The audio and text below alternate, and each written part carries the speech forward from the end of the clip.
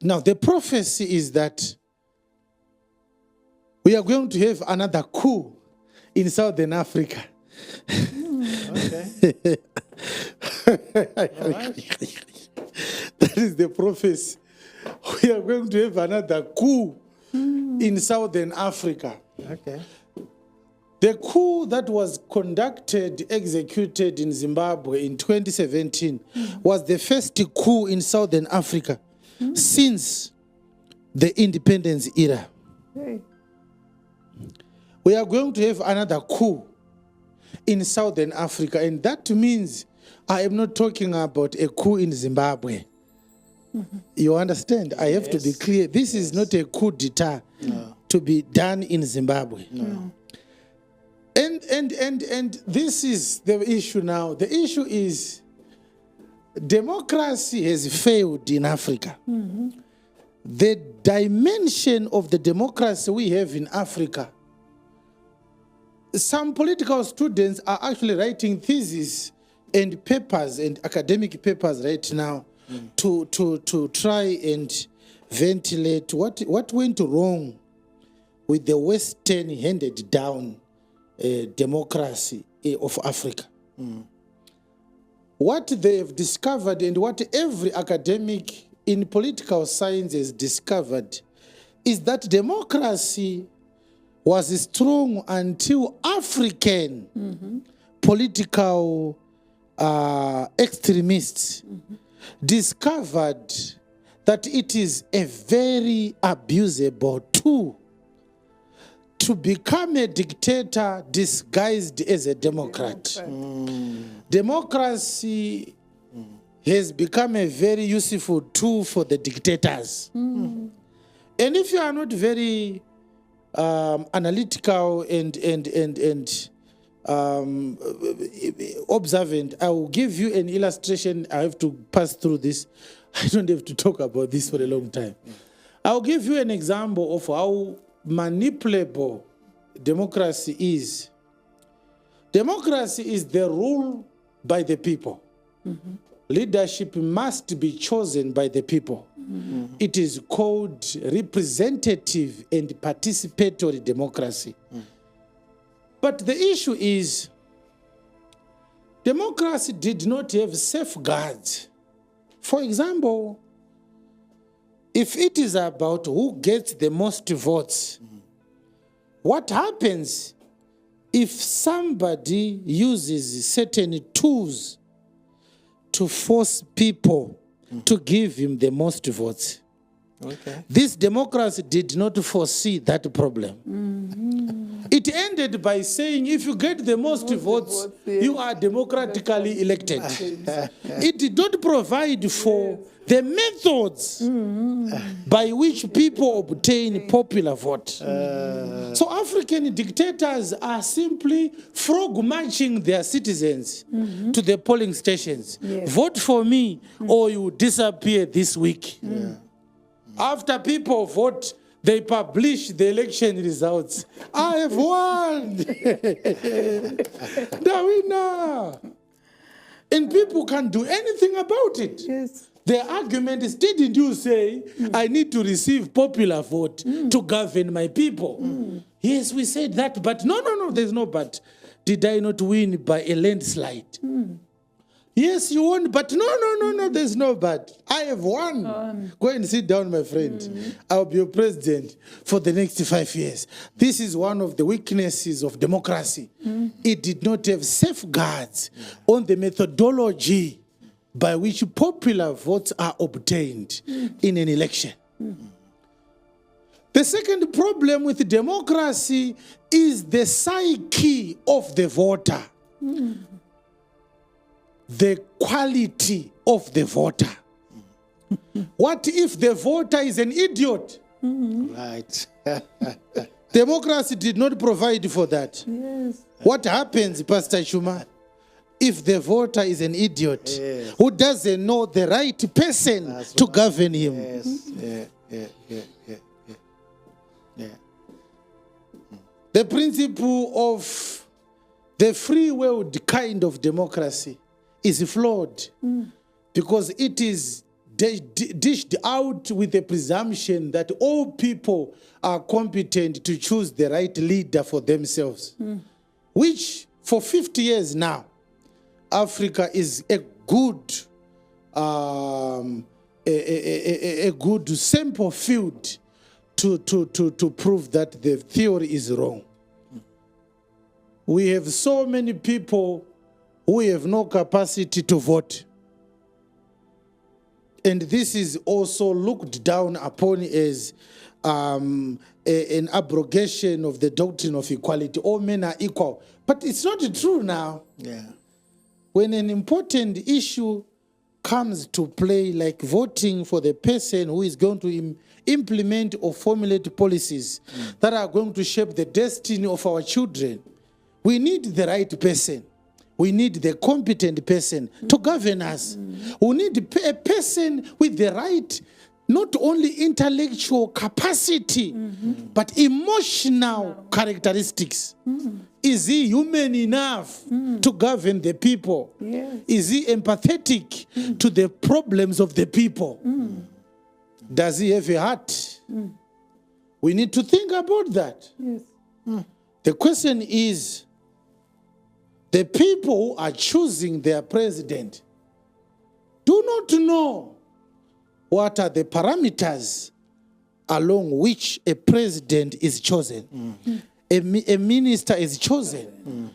An MP is chosen. They choose ministers based on how good and handsome they look. We are voting for people because of the orations they make on public rally platforms. But there's evidence in this person's personal life that he cares about nobody. But you must understand that during the colonial era, there were laws that said if you don't own this and that, you don't vote there and there. Okay. Yes, there were laws that said if you are not a landlord, if you don't have a property in this constituency, you shouldn't vote in other jurisdictions. There were such laws. How can you vote choosing an MP when you don't have vested interests in the development of this constituency? Yes. Some argue to this day that the criteria of those governments had wisdom in them. Unovota unei. Ukavotera munhu asiri ucharasikirwa nei. If you have got nothing to lose, what are the odds that you care the quality of the leader you are electing into office? What do you have? So democracy has failed. I speak both as a human being and also as a man of God. Amen. Democracy has failed Africa. And we are going to see another coup. Because the Zimbabwean coup was a failed coup. What their objectives were as they pronounced them that fateful night. We are targeting criminals. We want to restore a legacy. The military was too fast. It did not consult with the people. The academics were too exasperated with the economic situation of the Mugabe dispensation. Their minds froze. They started dancing and ululating to the military mantra. But they were not putting and applying their minds to ask critical questions. Yes. Questions like, which legacy are you trying to restore? All right. Yes. All right. Which legacy did Mugabe bring that was worth restoring? What legacy did Mugabe leave for the military to want to restore? Hey. Until today, such a question was never asked. You understand? Yes. The so-called academics went to sleep. Yes. Yes. The so-called opposition politicians, they were mesmerized. And where we are now, Zimbabwe is far worse than it was in the Mugabe era. Therefore, there was nothing restored, nothing restituted, nothing amended, nothing built after the coup in Zimbabwe. But that doesn't mean that Mugabe needed to stay longer. That's not what I'm talking about. I'm simply talking about the barrenness of the Zimbabwean 2017 coup. Yes. It is as barren as the Mnangagwa's Second Republic. We are going to have another coup in Southern Africa. And I would like to tell you that these are signs that God is now going to use a spiritual mechanism to bring black consciousness, true Pan-Africanism, true patriotism in the hearts of the African sons and daughters. Amen. Which was not imparted by them, by their forebearers. The African population is so docile that instead of formulating homegrown solutions to our own problems, we are also looking west, expecting our former colonizers to come and rescue us. What a pathetic expectation. Anyone who hopes that Europe and America will rescue their country is a decorated idiot. And we have no shortage of such people. No.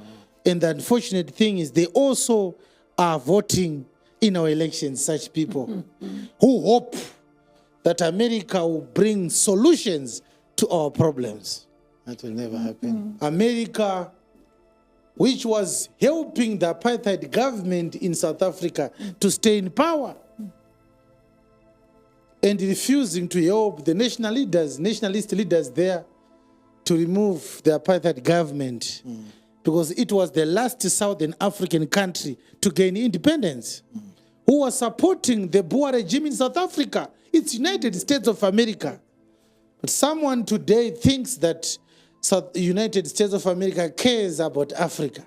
What are you talking about? Now, let me stop talking about this.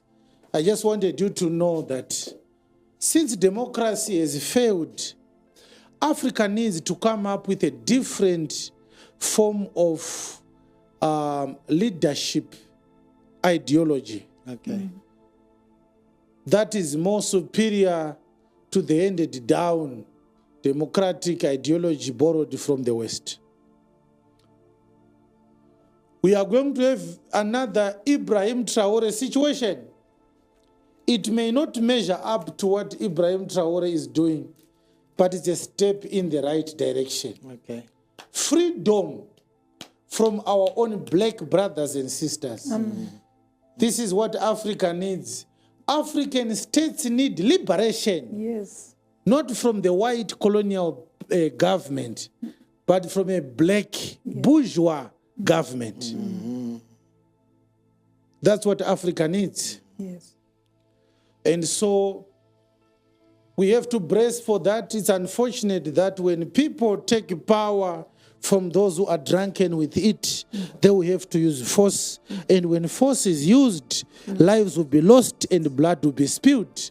But that's what happens with any revolution. Every revolution has its own martyrs. What is better, Pastor Shuma? Yes.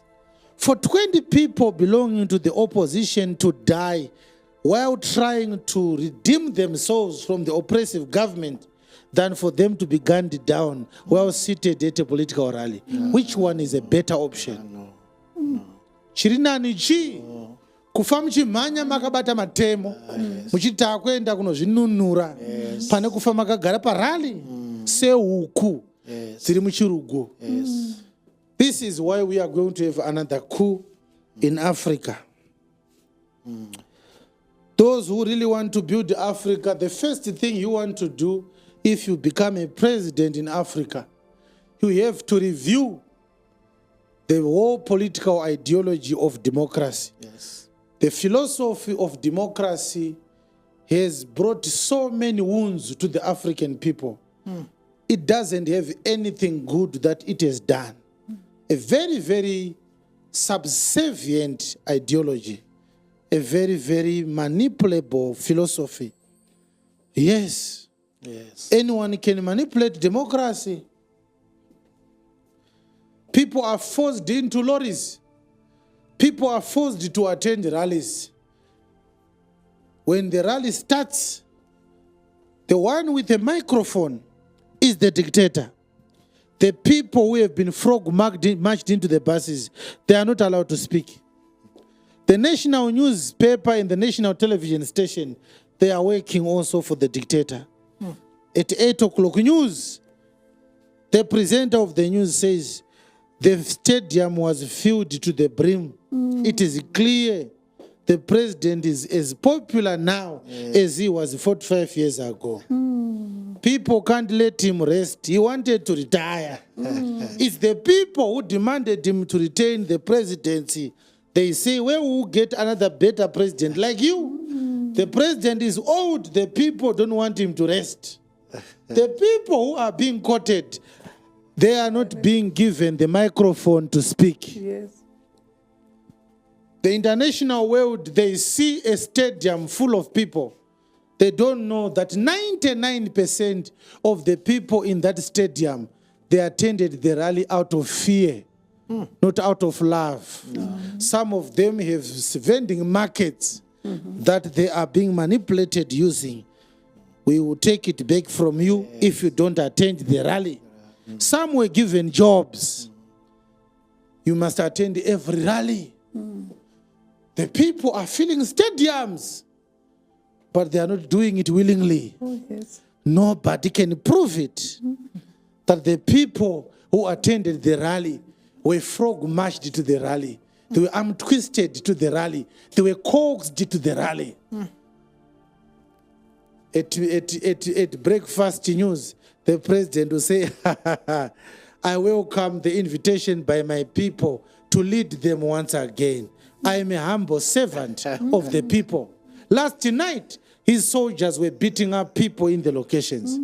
Democracy is a mirage. It is a ruse. It is a ghost which needs to be exorcised in the African continent. And this is why we are going to have another coup in Southern Africa again.